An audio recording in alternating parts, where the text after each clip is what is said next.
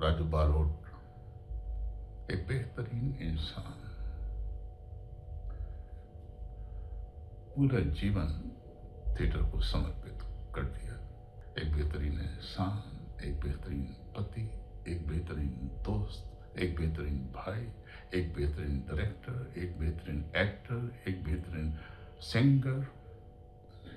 सचमुच में एक बेहतरीन इंसान हम लोगों के जीवन से चला गया।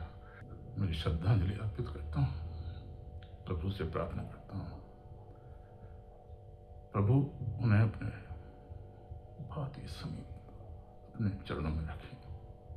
जहां भी वो रहें बहुत खुश रहें। ओके राजू, રાજુ બારોટનું અવસાન એક દુઃખદ અને આઘાત આપનારા સમાચાર. રાજુએ પોતાનું આખું જીવન ગુજરાતી રંગભૂમિને સમર્પિત કરી દીધું.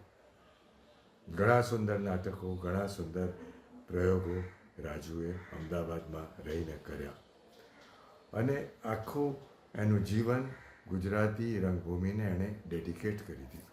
ખૂબ ખૂબ શ્રદ્ધાંજલિ. રાજુના આત્માને શાંતિ મળે, એની પત્ની નફીસાને આ દુઃખદ ઘટના સહન કરવાની શક્તિ આપે ભગવાન. ઓમ શાંતિ.